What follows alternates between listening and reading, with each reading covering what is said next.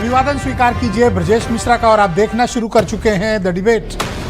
बहनों भाइयों, इस देश में पहली बार सत्ता पक्ष और प्रतिपक्ष आमने सामने नहीं है, बल्कि एक खिलाड़ी, एक टीम और अंपायर के बीच की लड़ाई है। और आज दिल्ली की सड़कों पर जो संग्राम देखने को मिला वो अपने आप में बहुत हैरान करता है।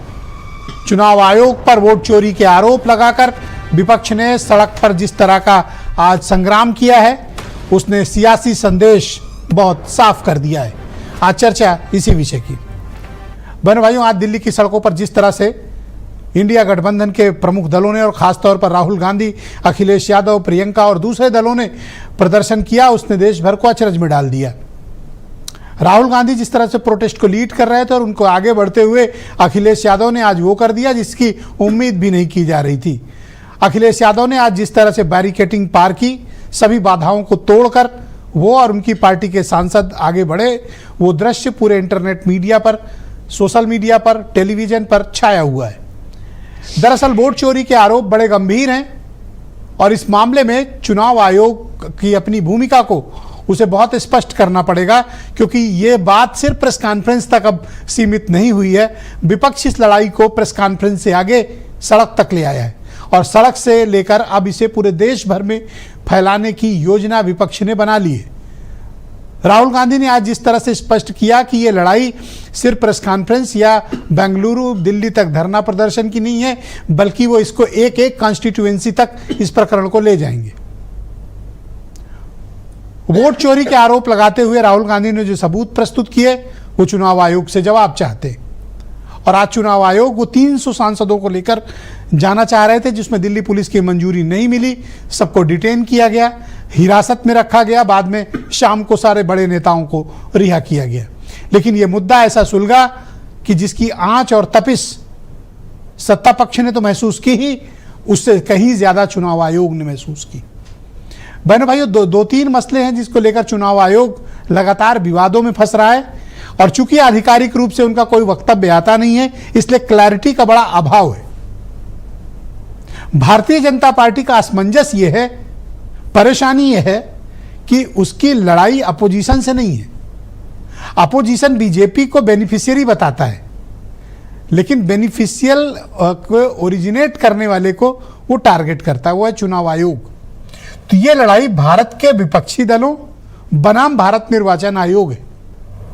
बीजेपी इसमें बेनिफिशियरी पार्ट हो सकती है, लेकिन मुख्य लड़ाई इसमें खिलाड़ी और अंपायर की है। अंपायर को जवाब देना है। अगर बीजेपी चुनाव आयोग को बहुत डिफेंड करती है तो वो बेनिफिशियरी वाले आरोप को कोई पुष्टि होगी उससे। इसलिए बीजेपी आज का जो प्रदर्शन हुआ उसको लेकर बड़ी ही नपी तुली संतुलित प्रतिक्रियाएं प्रस्तुत कर रही है। कारण क्या है कि चुनाव आयोग को जिस तरह से अपोजिशन ने टारगेट किया, सबूतों के साथ तथ्य प्रस्तुत किए, यह माना जा रहा था कि चुनाव आयोग इस पर अपना पक्ष रखेगा। यही मुख्य मुद्दा एसआईआर की प्रक्रिया के दौरान बिहार में भी निकलकर सामने आया, जहां 65 लाख मतदाताओं के नाम काट दिए गए। यह बताया गया कि इनमें से अधिकांश या तो शिफ्ट हो चुके हैं दूसरे प्रांतों में, या इनकी मृत्यु हो गई है, या नाम 2 बार 3 बार थे जिनको हटाया गया। यह अब तक के भारत के निर्वाचन में मतदाता सूची के पुनरीक्षण का इतिहास है कि 65 लाख नाम पहली बार इस देश में किसी राज्य में काटे गए हैं। चुनाव आयोग नाम जोड़ने का अभियान चलाता है, ज्यादा से ज्यादा वोटर जोड़ने का अभियान चलाता है, लेकिन यह पहली बार है कि वोटर्स घटाने के अभियान को चलाया गया। यह बात बिल्कुल सही है कि स्वच्छ मतदाता सूची भारत के निर्वाचन के लिए, डेमोक्रेटिक प्रोसेस के लिए बहुत ही अनिवार्य विषय है। स्वच्छ मतदाता सूची बने, इसकी डिमांड हर कोई करता है और यह लोकतंत्र के लिए एक अपरिहार्य भी है। लेकिन बहनों भाइयों, स्वच्छ मतदाता सूची के नाम पर भारतीय मतदाताओं का नाम न कटे, यह भी इंश्योर करने की जिम्मेदारी भारत निर्वाचन आयोग की है। पर चुनाव आयोग की तरफ से कोई आधिकारिक प्रतिक्रिया, कोई प्रेस कॉन्फ्रेंस, चाहे वो एसआईआर का प्रकरण हो और चाहे अब वो वोट चोरी का मामला हो, अपोजिशन सदन से लेकर सड़क तक संग्राम छिड़े हुए। आज तो गजब हो गया। आज तो उत्तर प्रदेश की असेंबली में भी बहुत बवाल हुआ। लोकसभा से लेकर विधानसभा तक हर जगह जबरदस्त टकराहट चल रही है। इस टकराहट का अंजाम क्या होगा? बहनों भाइयों, यह कोई साधारण राजनीतिक लड़ाई नहीं है, यह भारत के डेमोक्रेसी को रिडिफाइन करने की लड़ाई है। और इसमें सच्चाई क्या है, यह जनता के सामने आना बेहद जरूरी है। मैं हमेशा इस बात को कहता हूं कि राजनीति और डेमोक्रेसी परसेप्शन से चलते हैं। पब्लिक परसेप्शन बहुत महत्वपूर्ण विषय होता है, जन धारणा जिसे हम कहते हैं। अगर लार्जेस्ट अपोजिशन की तरफ से इतने बड़े गंभीर चार्जेस लगाए जा रहे हैं तो पब्लिक परसेप्शन भी यही जा रहा है। उस परसेप्शन को दुरुस्त करने के लिए अगर कुछ गड़बड़ नहीं है तो भारत निर्वाचन आयोग को सामने आकर एक एक धागे खोल देने चाहिए, बता देना चाहिए देश को कि नेता प्रतिपक्ष गलत आरोप लगा रहे हैं, इस देश का अपोजिशन गलत आरोप लगा रहा है। यह बात प्रमाणित होनी चाहिए, क्योंकि कल सुप्रीम कोर्ट में भी 2 दिन पहले यह बात चुनाव आयोग ने हलफनामा देकर कही है कि 65 लाख जिन लोगों के नाम काटे गए हैं बिहार में, हम कारण नहीं बताएंगे, हम नाम भी नहीं देंगे। तो क्या व्यवस्थाओं से, विधि विधान से, सुप्रीम कोर्ट से ऊपर है भारत का निर्वाचन आयोग? बहनों भाइयों, ये हठधर्मिता ही दरअसल मुख्य मुद्दा है। अगर आप गंभीर से गंभीर विषयों को उनके सवालों के जवाब के साथ सुलझाते हुए आगे आते हैं, पेचीदा से पेचीदा मुद्दे भी हल हो सकते हैं।